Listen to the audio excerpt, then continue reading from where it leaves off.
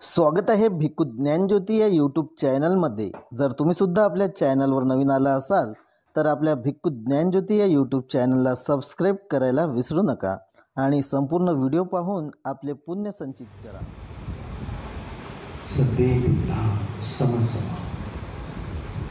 ऐसे कुछ एक समान घटनाएं हुआ करती है। इनमें से इसी आषाढ़ी पूर्णिमा को ही हर कोई महाबोधिसत्व अपने आखिरी के जीवन में जन्म ग्रहण करते, अपनी माता की कोख में प्रवेश करते हैं। तो यही पूर्णिमा होती है आषाढ़। इस पूर्णमासी के दिन अपनी माता की कोख में प्रवेश करते हैं। इसी पूर्णमासी के दिन महावीर निष्क्रमण बड़ा त्याग का बड़ा निष्ठान महाबोधिसत्व का आपके जीवन में होता है। तो इसी पूर्णिमासी के दिन महावीर निष्क्रमण त्याग होता है। बुद्धत्व प्राप्त करने के बाद इसी आषाढ़ इसी पूर्णिमासी के दिन धम्मचक्र प्रवर्तित करते हैं। अन्य व्यक्ति द्वारा कोई ये धम्मचक्र प्रवर्तित नहीं किया जा सकता, केवल सम्यक संबुद्ध ही से इस धम्मचक्र को प्रवर्तित करते हैं। चौथी घटना, हर कोई सम्यक संबुद्ध इसी पूर्णिमासी के दिन संघ की उत्पत्ति होती है, संघ का निर्माण किया जाता है। और पांचवी जो घटना भगवान के और भिक्खु संघ के वर्षावास का प्रारंभ इसी पूर्णिमासी के लिए होता है। बड़े इन पांचों घटनाएं सभी सम्यक संबुद्धों के काल में एक समान घटनाएं हुआ करती है।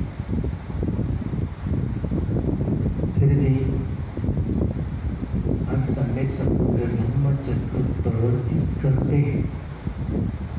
किसी को बड़ा महत्वपूर्ण, हर सम्यक संबुद्ध धम्मचक्र प्रवर्तित करते हैं। तो धम्मचक्र प्रवर्तन सूत्र में जो बातें आती हैं वो बड़ी महत्वपूर्ण बातें हैं। जो अंतों से दूर रहने के लिए कहते, यह काया क्लेश वाली साधना और खाओ पियो मौज करो, यह दो अंतों से दूर रहने के लिए कहते। कुपे आनंद सुते सुपन्ने चक्षुर्बा ज्ञान गुरुबा प्रज्ञानोबा विज्ञानोबा आत्मोबा। पहले मैंने कभी सुना ही नहीं। धर्म चक्षु उत्पन्न होते।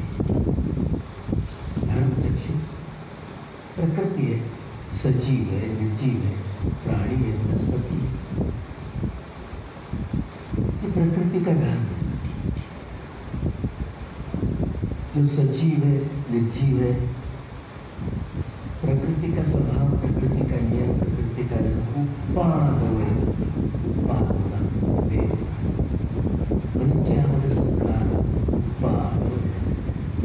जो उत्पाद होता है वो नाशवान होता है, होता है। प्रकृति का स्वभाव नियम है, तो धर्म चक्षु उत्पन्न होने का मतलब जो प्रकृति है, सजीव है, निर्जीव है, प्राणी है,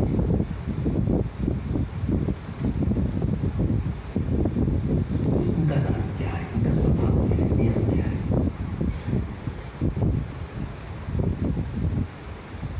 बार बार बातों को दोहराते हैं। जब धर्म चक्षु उत्पन्न, अलग अलग प्राणियों का शरीर है, रूप, ये रूप पदार्थ या आंखों से देखने वाला, कान से सुनने वाला, नाक से सूंघने वाला, जिह्वा से रस चखने वाला शरीर स्पर्श के द्वारा जानकारी प्राप्त करने वाला चिंतन मनन में लगा हुआ यह बाह्य मन है। भीतर वाला मन किसी को सुनने के लिए राजी नहीं है। वेदना, संज्ञा, संख्या, ये मन के चारों खंड भेद नहीं के लिए अनुभव करने वाले मन के खंड को वेदना खंड कहा गया। संज्ञा पहचान करके मूल्यांकन करने वाला खंड है संज्ञा नहीं है। संख्या प्रतिक्रिया करने वाला खंड है। और विज्ञान जो कुछ जानने का काम करने वाला खंड। इसी तरह मन के चारों खंड। भीतर वाला मन सुनने के लिए राजी नहीं, क्योंकि संख्या मन का जो खंड होता है बड़ा स्थूल होता है, बड़ा स्थूल होता है। इसलिए हर व्यक्ति जो अपने अपने स्वभाव के खिलाफ, अपने अपने स्वभाव के मुताबिक अपनी जीवन यात्रा चलाते हैं। 300 कुल मिलकर के 390 किस्म के स्वभाव वाले लोग, चरित्र वाले लोग, विवाद मूलक, देश मूलक, बुद्धि मूलक, वितर्क मूलक, भय मूलक, अलग अलग स्वभाव के। और मन का संख्या जो खंड है बड़ा स्थूल होता है।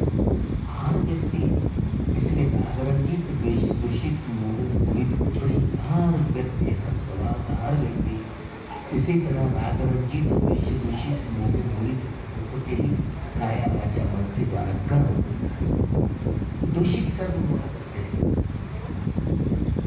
तो विशेष रूप से यह रागमूलक चित्त 8, द्वेषमूलक चित्त 2, मोहमूलक चित्त 2, ये 12 प्रकार के यह अकुशल चित्त के ही द्वारा हर मनुष्य प्राणियों यही काम करते रहता है। इसी तरह अपने दुख का उत्पाद हम स्वयं, हर प्राणी का स्वयं करता है। इसके लिए कोई बाह्य शक्ति जिम्मेदार नहीं है।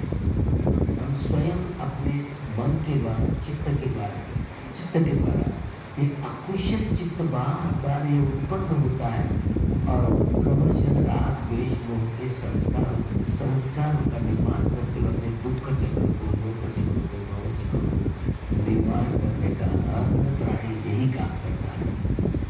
ये भगवान के बुद्धत्व प्राप्त करने के बाद धर्म चाहिए, ईश्वरीय धर्म, चित्त धर्म। कौन सा चित्त उत्पन्न हुआ तो कौन से प्राणियों की उत्पत्ति हुई? ये रूप धर्म, ये जो शरीर जो अग्नि, वायु, जल और पृथ्वी धातुओं से बना हुआ है, ये धातु कैसी बनती है? धातु का स्वभाव है। यह जो काया जो बनाई गई है हमारे चित्त द्वारा ही बनाई गई।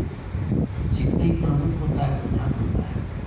तो ये चित्त धर्म क्या है? चित्त का स्वभाव क्या है? मन का स्वभाव क्या है? ये रूप का, शरीर का स्वभाव क्या है? अच्छा हुआ कि 1968 में लुईस अल्बर्स, जिनको नोबेल पारितोषिक मिला, उन्होंने बबल चेंबर का जो उपकरण संशोधित किया, एक आंकड़े पर 1 सेकंड में 22 बिंदु दी जाए, इतनी तेज रफ्तार से उत्पाद होती है। तो इस उपकरण से हमें ये प्राप्त हुआ कि एक परमाणु भौतिक जगत की अंतिम सच्चाई परमाणु। अच्छा हुआ कि इस उपकरण के बाद पहले सारा मानव समाज इस नतीजे को पहुंच गया। कितनी कारण भौतिक जगत की अंतिम सच्चाई परमाणु। क्या परमाणु का उसका संश्लेषण विशेष निकट को विभाजन करना। भगवान जो विभूत होते हैं, इसी को अट्ठकलाप कहते हैं। अट्ठकलाप क्या है? यह अग्नि, वायु, जल और पृथ्वी धातु और उनके चारों गुण 8 कलापों से बना हुआ सूक्ष्मतम ऐसे कण, जिसका नाम अट्ठकलाप भगवान ने रखा। तो अट्ठकलाप आधुनिक भाषा परमाणु, यह भौतिक जगत की अंतिम सच्चाई तो ये मानने लगे, जानने लगे, पहचानने मन कैसे उत्पन्न होती है, कैसी उत्पत्ति होती है। जब ये जहाँ जहाँ भगवान जाया करते वहाँ पवित्र सबूत पाठशाही करना किया। 14 प्रकार के ज्ञान के आधार पर भगवान ने अपने श्रद्धा को प्रकाशित किया, सुस्पष्ट किया। दुख विषय ज्ञान, दुख संग्रह विषय ज्ञान, दुख योग विषय ज्ञान, ये कहने मेरे नक्षत्रों को यह सारी बातें नहीं समझते, सभी उलझ जाते हैं। तो इनका संशोधन केवल सम्यक संबुद्ध ही कर पाते हैं। परिसंविधा, परिसंविधा, अंत परिसंविधा, निरुक्ति परिसंविधा, परिसंविधा, धर्म सही, अर्थ सही, निरुक्ति व्याकरण की सारी कड़ियों का स्पष्ट करके प्रकाशित करते। की सारी कड़ियां पठान की 2400 कड़ियों के आधार पर सुव्याख्या करते हैं। श्रद्धा तो बड़ा कठिन है, लेकिन चित्त धर्म, शरीर धर्म इसी सूक्ष्मतम सच्चाई तक पहुंच पाए। कामावचर चित्त 54, रूपावचर चित्त 15, अरूपावचर चित्त 12, लोकोत्तर चित्त 8, कुल मिलकर 89, 89 चित्त, 89। उसका लोकोत्तर चित्त का संश्लेषण विश्लेषण करते हुए 40 संख्या बढ़ जाती है। इसलिए चित्तों की कुल मिलकर की संख्या 121 हुआ। 52 प्रकार के चित्तवृत्तियां चैतसिक कहा जाता है। अलग अलग जो चित्त उत्पन्न होता है तो अलग अलग चैतसिकों का समूह साथ में हुआ करता है। 52 प्रकार की चित्तवृत्ति, 28 प्रकार का वो भले अग्नि वायु जल पृथ्वी, इस आकाश धातु को भगवान ने महत्व नहीं दिया। स्पेस, उसमें स्पेस में भी अग्नि वायु जल और पृथ्वी धातु ही होती है।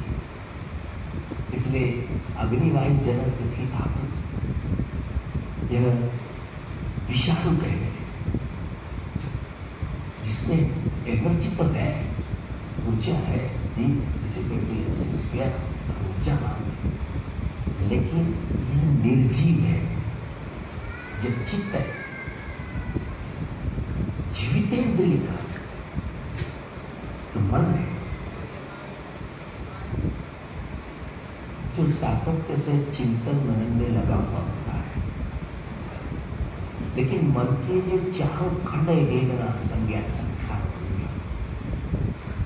भगवान ने बड़े बखूबी से तलस्पर्शी गहरा में जाकर के समझे, समझ गए क्या कि चित्त अविद्या बच्चे या संखार, संखार बच्चे या अविद्या। जब धर्म चक्षु उत्पन्न होते हैं तो धर्म चक्षु उत्पन्न होते ही चित्त धर्म, ये शरीर धर्म, धर्म चक्षु के द्वारा इन बातों को समझते हैं कि कैसी उत्पत्ति होती है। बेहोशी में रहकर के सारे मनुष्य अविद्या जो जानती है, तो जानने वाला मन का खंड इतना स्थूल होता है जो जान नहीं पाता, जो चीजें जो जान नहीं पाता। तो इसलिए हर कोई व्यक्ति हो, वस्तु हो, स्थिति, रंग रूप, आकृति हो, उसके भीतर बाहर की सच्चाई को जानना है तो उसके टुकड़े टुकड़े करके देखने की सारी प्रक्रिया, इस प्रक्रिया से नहीं गुजरे तो वो धर्म चक्षु उत्पन्न हुए। बोधि ज्ञान धारण करते स्वयं प्रयत्नों के द्वारा अनुसंधान किया, उनके कोई गुरु नहीं हुआ करते, इसलिए स्वयं गुरु कहा।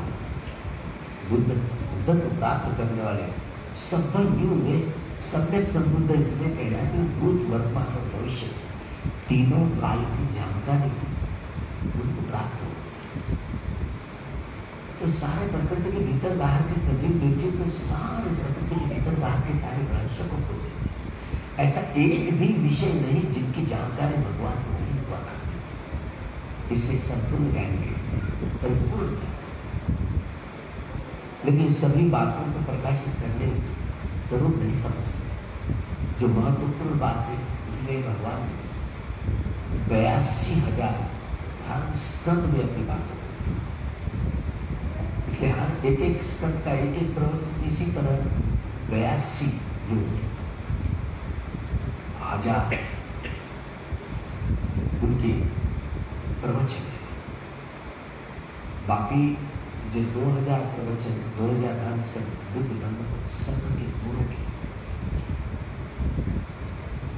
जो आराध्य जो संग्रहित की, इसीलिए कुल मिलकर के 84,000 नाम संघ में भगवान की वाणी स्वयं अपने आप में बड़ी परिपूर्ण और परिशुद्ध है। इसमें जोड़ तोड़ करने लायक कुछ भी बात रखी नहीं।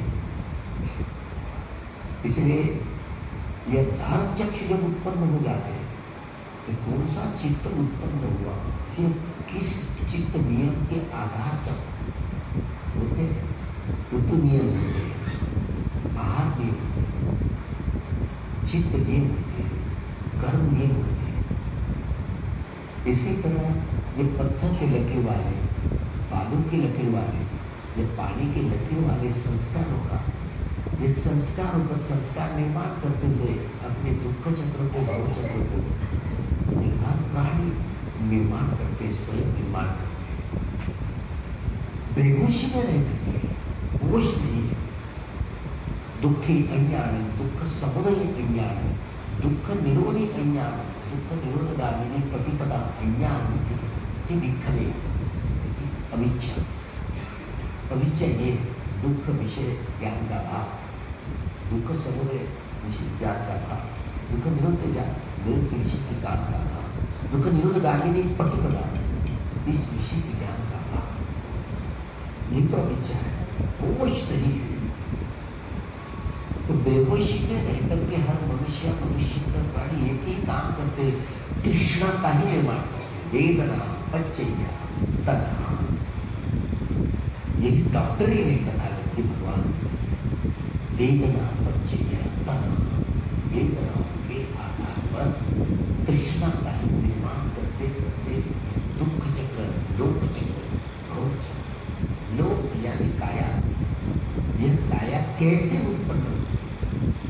लोक ऋतु कहलाते 31 प्रकार के मनुष्य या मनुष्य प्राणी, 31 प्रकार की काया धारण करने वाले प्राणी हुआ।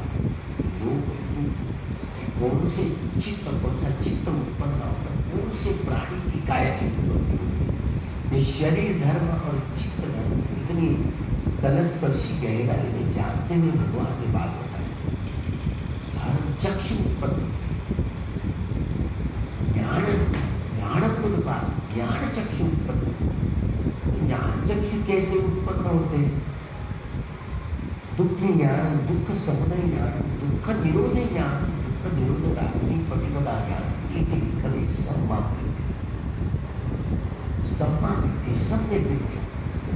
तो सम्यक दृष्टि का मतलब है कि दुख, दुख समुदय, दुख निरोध गामिनी प्रतिपदा विषय ज्ञान वो समझते हुए एक एक कदम चल। कैसे चल? वेदनाओं के आधार, जिस वेदनाओं के आधार पर तृष्णा, मनुष्य कर प्राणी तृष्णा का ही निर्माण करते करते लोक चक्र, दुख चक्र, भव चक्र निर्माण करता है। तो इसी भव चक्र को, लोक चक्र को, दुख चक्र को नष्ट भी कर सकता है वेदना पंची। अगर प्रज्ञा जगे तो यह डॉक्टर जिस वेदनाओं के आधार पर तृष्णाओं का उत्पाद होता है, उसी वेदनाओं के आधार पर अगर प्रज्ञा जगी तो इस दुख चक्र, भव चक्र, लोक चक्र तोड़ करके मुक्ति की अवस्था को प्राप्त कर सकते। यह अनुभूति आनंद बात है। ये सम्मान रीति से देखना ही नहीं आया। कदम कदम चलते चलते तो रास्ते सारे बंद हो जाते। प्रज्ञा उत्पन्न, प्रज्ञा चक्षु, ज्ञान चक्षु, प्रज्ञा चक्षु सर्वे संखारा अनित्या, सर्वे संखारा दुःखानि, सर्वे धम्मा अनंतानि यदा प्रज्ञाय वसति निबीनति दुःखे देश बंधु। ये मार्ग ही ऐसा है। सारे संसार अनित्य है, सारे संस्कार दुख ही, सारे धर्म अनात्म है, अनंत है। ये अनित्य लक्षण, दुख लक्षण और अनंत लक्षण का प्रज्ञा के तीनों लक्षण, इसमें रमन करना, अनित्य लक्षण, दुख लक्षण, अनंत लक्षण द्वारा इस शरीर और मन के प्रपंच को जानना, इस लक्षण द्वारा ये प्रज्ञा चक्षु कहेंगे, प्रज्ञा होगा। इस प्रज्ञा चक्षु के आधार पर जब देखते देखते इस शरीर के और मन के प्रपंच जुड़ी हुई काया, तो इसके टुकड़े टुकड़े करके देखने वाले यही विद्या है। अगर अपने मन के वश नहीं करने वाले ये अनापान सती हमने 40 प्रकार के शब्द भावना की कमंडा है, जिसमें क्षणिक समाधि, उपचार समाधि और अर्पणा समाधि तक पहुंचा देने वाला ये सारा आया है। अपने मन को वश में करने की इस प्रक्रिया से गुजरते हैं। शील, समाधि और प्रज्ञा, त्रिविध शील पुष्ट करने की बात होती है। एक शील 3 प्रकार से पुष्ट हो, तो शीलों के सुगंधों से, शीलों के तनों की सुगंधों से सारा शरीर भर जाता है, सारा शरीर बहने लगता है। जैसे कोई फुलबाग हो, फुलबाग हो, ऐसे फूट करके निकलती है। तो इसी तरह इसी को तदंग प्रहाण कहा जाता है। तदंग अंग प्रत्यंग में शीलों के सुगंध से बह जाता है सारा शील। शील है, जड़े है, आधारशिला है, नींव है। जब तक के त्रिविध शील पुष्ट नहीं होता, त्रिविध शील पुष्ट होता तो ही उसे तदंग प्रहाण कहा है। सारे अंग प्रत्यंग में शीलों के सुगंध के तरंग से सारा शरीर बह, यही आधारशिला नींव मजबूत हुई, बलवत्तर हुई, तो यही शील समाधि के लिए, समाधि प्रज्ञा की ओर, प्रज्ञा विमुक्ति की ओर ले जाते हैं। तो इस तदंग प्रहाण के द्रव्य शील पुष्ट होने के आधार पर, तदंग प्रहाण के आधार पर विखंबन प्रहाण को पहुंच पाते हैं। विखंबन प्रहाण को पहुंचना मतलब यही अनापान या अन्य क्षमत भावनाओं के कमठानों का अभ्यास करके अपने मन को वश में करने की प्रक्रिया से गुजरे। क्षणिक समाधि से उपचार समाधि, उपचार समाधि से अर्पणा समाधि तक जब तक पहुंच गई, तो इसी को विखंबन प्रहाण कहा गया। जैसे खंबा काट गया हो, बिल्कुल गिरता के बोलता, समझे यही समझे। त्रिविध ऐसे जैसे समाधि पुष्ट होती है, तो इसीलिए विखंबन प्रहाण कहा गया। इस विखंबन प्रहाण के आधार पर समुच्छेद प्रहाण को पहुंचना, मतलब अनित्य लक्षण, दुख लक्षण और अनंत लक्षण, तीनों लक्षणों में रमण करना, प्रज्ञा निहारी बनना, प्रज्ञा चक्षु में रमण करना। तो प्रज्ञा निहारी बनते बनते इस शरीर के और मन के प्रपंच के टुकड़े टुकड़े करके लेने वाले करके सारा प्रपंच चित्त का और ये शरीर का, इसका संश्लेषण विश्लेषण विघटन विभाजन करते करते करते आए तरंगे तरंगे यूनिट्स, चाहे वेदना, संज्ञा, संखार, विज्ञान, ये मन के चारों खंडों लोगों उत्पाद करके दे रूपे चित्त चेतों के तरंगे तरंगे। यह शरीर जो अग्निवायु जला पृथ्वी धातु के अवयव परमाणु से बना कलापों का सारा प्रपंच को तरंगे तरंगे। इसको मैं कहूँ, मेरा कहूँ, मेरी काया कहूँ, मेरा मन कहूँ, क्या हुकूमत मेरी चलती है। इसी तरह विपश्यना एक कपटखान के द्वारा संवर्षण ज्ञान, उदय ज्ञान, भंग ज्ञान, भय ज्ञान, आधीन ज्ञान, निर्विदा ज्ञान, प्रतिसंख्या ज्ञान, उचित काम्यता ज्ञान, प्रतिसंख्या ज्ञान, इन 10 ज्ञान की प्रक्रिया से जब उतरते हैं तो ये उचित उत्पन्न होता है और सारा शरीर तरंगे तरंगे, मन तरंगे तरंगे, किस तरंग को मैं तो मेरी काया तो क्या बहुत मेरी चलती है, अरे अनात्मा है। तो तीनों लक्षण, नित्य लक्षण, दुख लक्षण, अनंत लक्षण, तीनों लक्षण द्वारा इस शरीर और मन के प्रपंच के टुकड़े टुकड़े करके करके सारा तरंगे तरंगे, यह लौकी प्रपंच है, लौकी स्वभाव उत्पाद उत्पाद है। तो ये पुत्र उचित उत्पन्न हुआ 10 ज्ञानों के बाद, तो ये पुत्र उचित अनित्य से नित्य की ओर ले जाता है, यह दुख से सुख की ओर ले जाता है।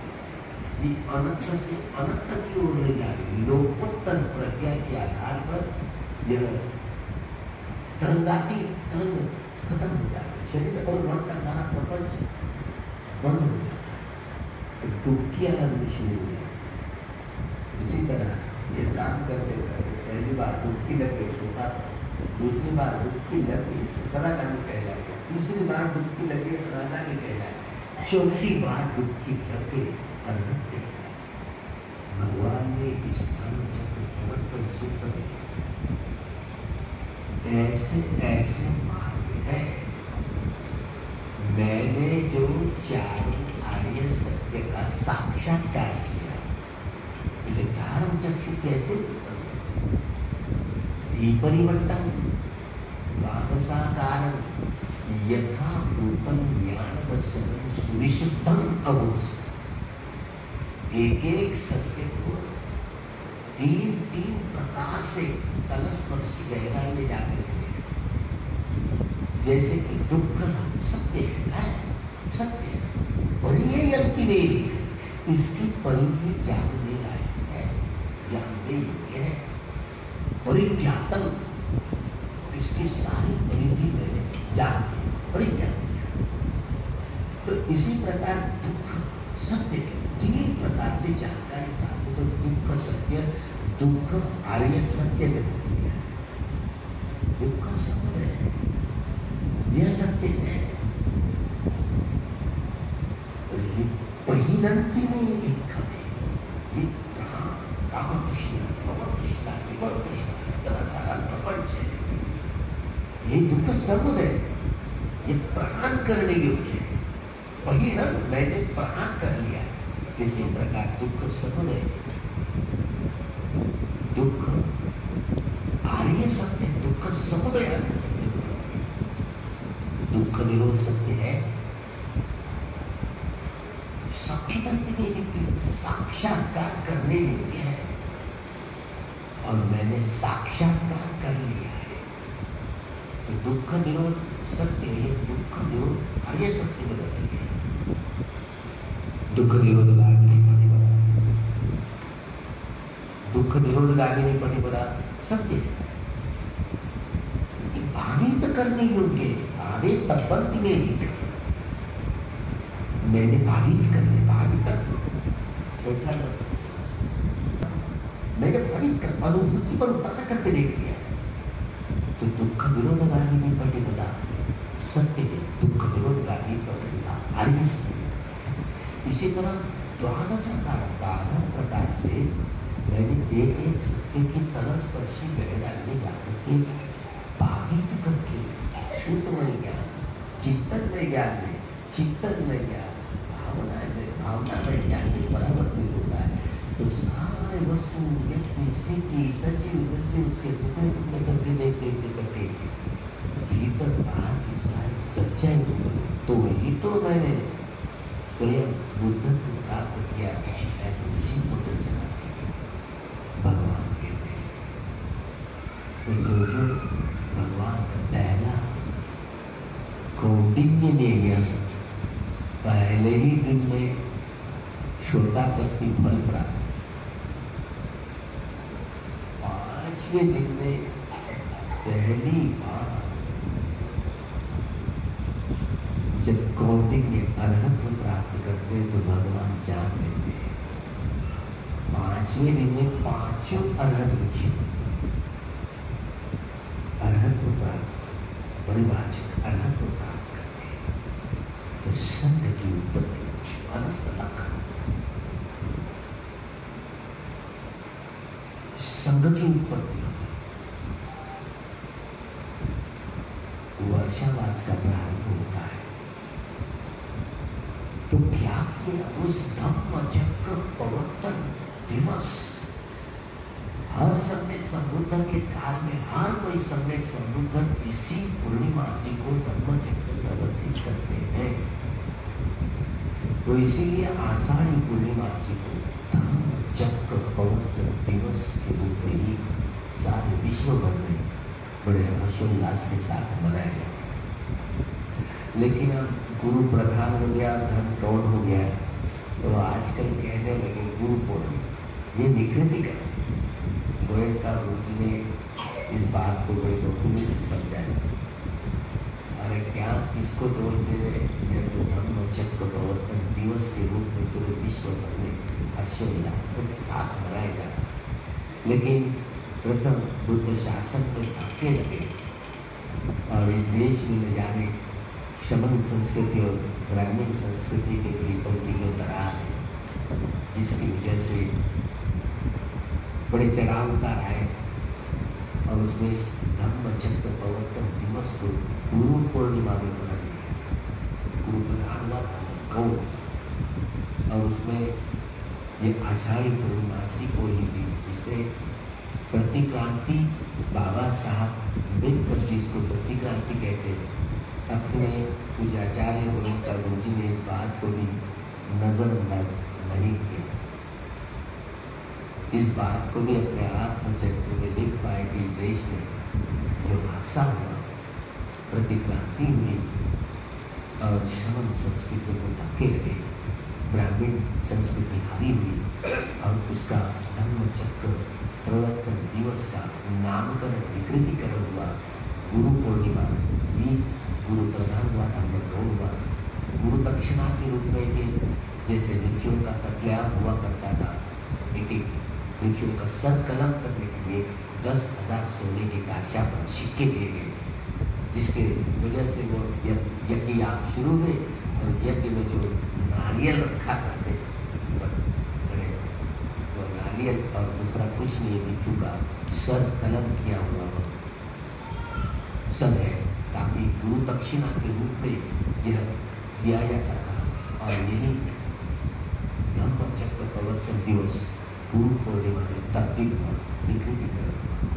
इसी तरह इस देश में यह हादसा हुआ, क्या किसको दोष दे रहे? लेकिन यहाँ कोई बात है, लोग जो भगवान ने जो मार्ग बताया उस पथ पर चलना ही नहीं आया,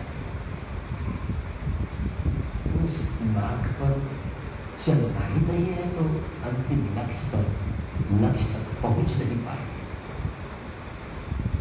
इसमें यही कारण भगवान के महापरिनिर्वाण के बाद न जाने महायान, ईशान, नजरयान, तंत्रयान, इत्यादि 18 प्रकार के संप्रदाय हुए और जैसे जैसे भगवान की वाणी का बड़ा विकृतीकरण हुआ, अच्छा हुआ कि जो थेरवादी जो भगवान की मूल वाणी को सुरक्षित रखने वाले वायु थे, जो आज तक के 6 संकाय हुए और भगवान की मूल वाणी की सुरक्षा की गई।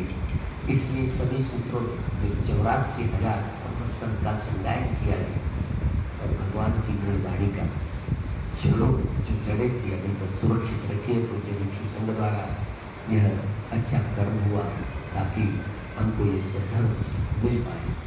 बड़ा ऋण है उनका, उनके ऋण को याद करते हुए इस धम्म चक्र प्रवर्तन सूत्र की बात है। तो न जाने और कोई व्यक्ति धम्म चक्र प्रवर्तित नहीं कर सकते, केवल भगवान बुद्ध ही कर सकते, संदेश बुद्ध ही कर सकते। या तो कोई चक्रवर्ती सम्राट भी, कोई बच्चे बुद्ध भी वो प्रवृत्ति नहीं कर सकते, क्योंकि सुनने वाले कोई है। जब कोई बच्चे बुद्ध वो असत्य एक लाकल इतनी जीवन यात्राओं से गुजरते गुजरते कोई बच्चे बुद्ध उत्पन्न हुआ करते, वे भी स्वयं बुद्ध ही होते हैं। लेकिन उन दिनों देवता हो या मनुष्य हो, सत्संग सुनने का ही सुनने की ही चित्त की चेतना नहीं होती, तो किसको सुने? वे स्वयं मुक्त होते, इसलिए धर्म चक्र में प्रवर्तित नहीं कर सकते। और कोई अन्य चक्रवर्ती सम्राट ही, कोई धम्म चक्र प्रवर्तित नहीं, कोई देव हो, माँ हो, ब्रह्मा हो, कोई व्यक्ति नहीं कर सकता। यह मलकियत केवल सम्यक संबंधों की मलकियत है जो इस धर्म चक्र को प्रवर्तित कर सकते। तो न जाने जब धम्म चक्र प्रवर्तित करते हैं तो हमारी नजर में तो केवल 5 परिव्राजक दिखा, तो 5 अर्हत प्राप्त, जब पांचों भिक्षुओं ने अर्हत्व प्राप्त किया, अर्हत्व प्राप्त किया, सत्य की उत्पत्ति, धर्मचक्र प्रवर्तित किया, तो उनके सारनाथ में से धर्मचक्र का 18 लाख करोड़ 18 लाख करोड़ देवता करते।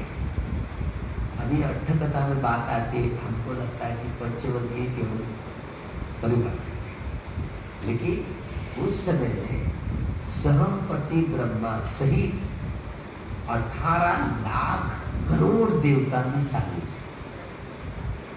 उसमें जैसे धर्मचक्र प्रवर्तित उन्होंने साधुकार दिया और वह कौंडिन्य और पांचों भिक्षु अर्हत्व प्राप्त किए। मंदार पुष्पों की वर्षा करके साधु साधु साधुकार दिया, तो 10 सहस्त्र 10,000 लोक धातु प्राणी होते, 10,000 लोक धातु में कंपन आ गया, कंपन आ गया, भूकंप हो गया। ये कि पृथ्वी में नहीं, केवल 10,000 लोक धातु के क्षेत्र में, जहां लोक काया वाले प्राणी होते हैं अलग अलग, तो 10,000 लोक धातु के चक्र वाले में एक साथ भूकंप होता। उस समय जब भूकंप होता है भगवान के समय, तो चाहे वो अपाय गति के भी प्राणी, क्या कुछ हुआ, चाहे सुगति वाले प्राणी, रूप ब्रह्म लोग या अरूप ब्रह्म लोग क्यों न हो, सभी हलचल मच जाते। तो तब वह क्षण होता है जब सिद्धार्थ गौतम अपनी माता के कोख में प्रवेश करते हैं, तब भी 10,000 लोक धातुओं में ऐसे कंपन होता है, भूकंप, गृह त्याग भी करते हैं, महानिष्कमन होता है, तो कंपन होता है।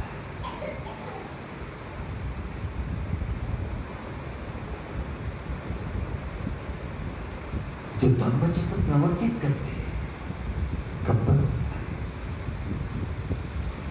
जब जन्म लेते हैं, बोधि प्राप्त होती है, महापरिनिर्वाण होता है, महापरिनिर्वाण की घोषणा होती है, तो ये सारी घटनाएं होती है, महत्वपूर्ण घटनाएं। 10,000 लोक धातुओं में एक साथ कंपन होता है, तो उस क्षण सभी प्राणी उस क्षण के लिए जागृत होते हैं।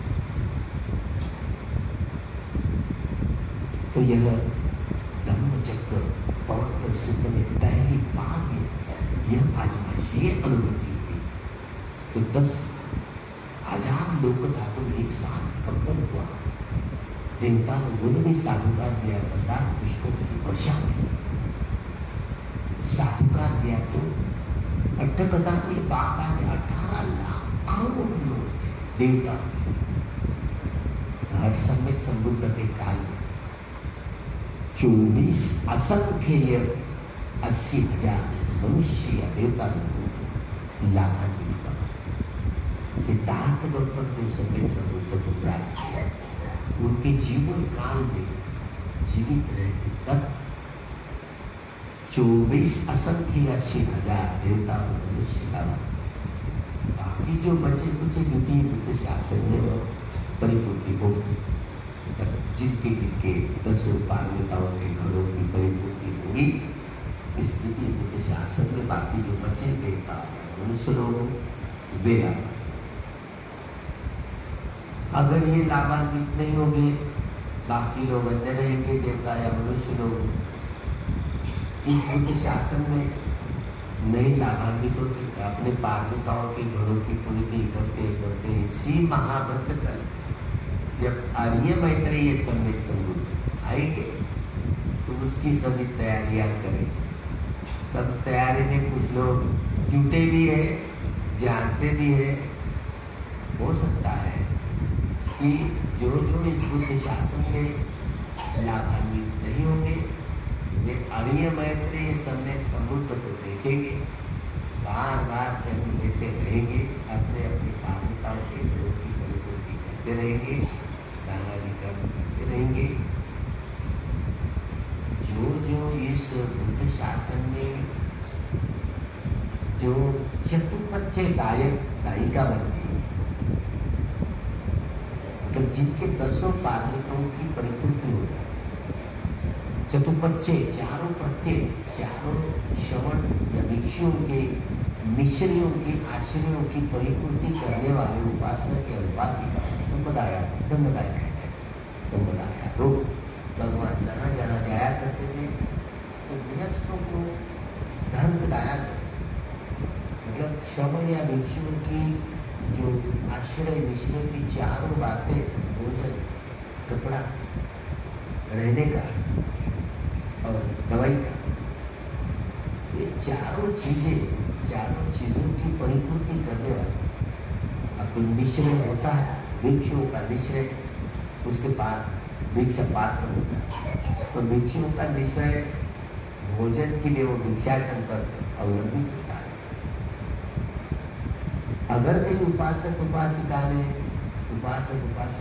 भोजन देने के लिए याचना की तो अतिरिक्त लाभ के रूप में स्वीकार सकता है, लेकिन मांगना नहीं। अगर मांगे तो निश्चय टूट जाता है, ध्यान में बड़ी बात है, इसलिए मांगना नहीं।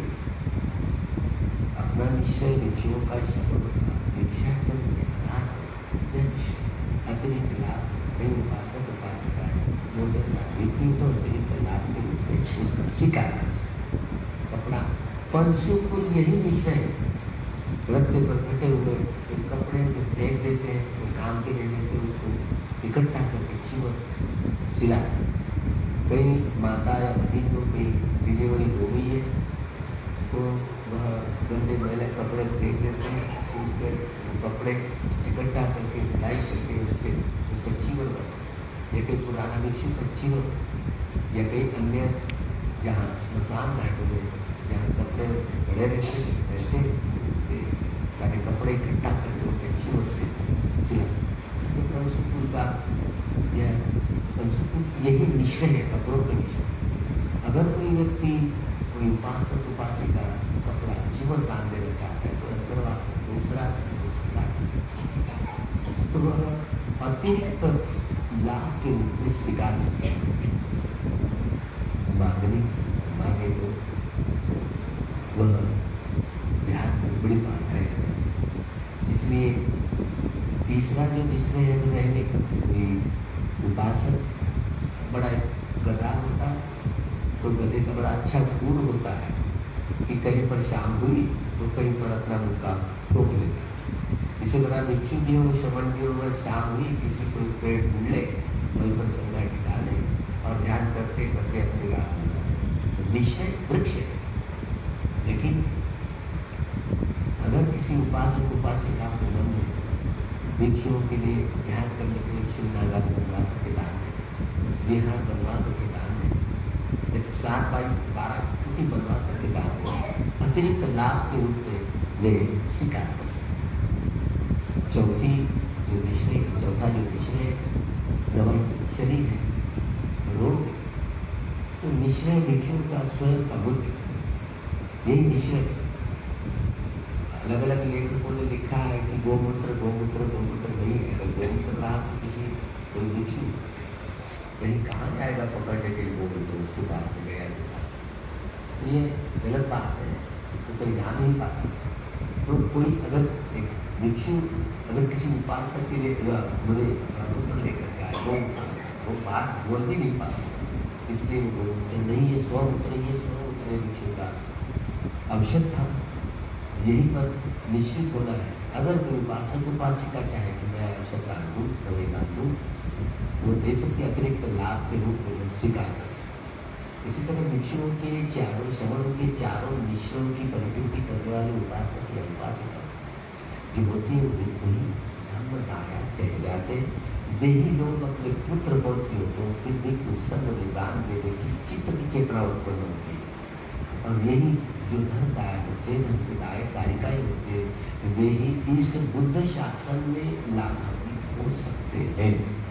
अगर वे इसी जीवन में मुक्त होता है तो हो सकते हैं लाभान्वित इस बुद्ध शासन में। जब 10 पारमिताओं की गणों की परिपूर्ति नहीं होती, जिनके 10 पारमिताओं की नहीं आदि हो उनकी परिपूर्ति होगी तो वे इसी बुद्ध शासन में मुक्त हो सकते हैं, बाकी जो बचे और नहीं तो अगले आने वाले सम्यक संबंध के काल में वह अपने अपने सम्यक संबंध के साथ में वह अपने अपने ग्रहों की परिपूर्ति करेंगे तो अरिय मैत्रेय सम्यक संबंध के काल में मुक्त हो सकते हैं। अगर भी नहीं तो यह कल्प महाभद्र कल्प नष्ट हो जाएगा। उसके बाद बुद्ध शासन आगे मैत्रेय सम्यक संबुद्ध का बुद्ध शासन इस समापन के बाद में जो भी सत्व रहेंगे अलग अलग जन्म लेंगे, क्योंकि उसके बाद में नया कल्प सारी प्रकृति बन जाएगी, नया उत्पाद होगा। अनेकों इसी तरह अनेक जो लाखों लाखों आकाश गंगाएं, करोड़ों करोड़ों तो जहाँ सौर मंडल नजारे उत्पाद होते हुए होता है, उत्पाद होते हुए होता है, जाने फिर से नया कल्प शुरू होगा। और जो मैत्रेय सम्यक संबुद्ध के काल में मुक्त नहीं होंगे तो फिर अगले सम्यक संबुद्ध चलती रहेगी, यात्रा चलती रहेगी। तो लेकिन धर्म चक्र प्रवृत्ति करते हैं तो पहली बार ये महसूस करते हैं कि 10,000 लोग धातु के चक्र वाले यह भूकंप होता है। यही बातें सभी धर्म चक्र प्रवृत्ति, इसीलिए धर्म चक्र प्रवर्तन दिवस के रूप में यह महत्वपूर्ण पूर्णिमा से माना जाता है। जो घटनाएं जो महत्वपूर्ण इसी पूर्णिमा से जुड़ी आती है तो इस महत्वपूर्ण घटनाओं को अंकित करते हुए इसी धर्म देशना यहीं पर समाप्त किया करते हैं। खूब मंगल हो, खूब कल्याण हो। प्रेम का समय आ गया है, इसी भगवान की वाणी का शुद्ध पठन करेंगे, शांत चित्त से, एकाग्र चित्त से, समाहित चित्त से। व असेच नवनवीन व्हिडिओसह भेटू पुढील व्हिडिओमध्ये। तोपर्यंत जय भीम, नमो बुद्धाय।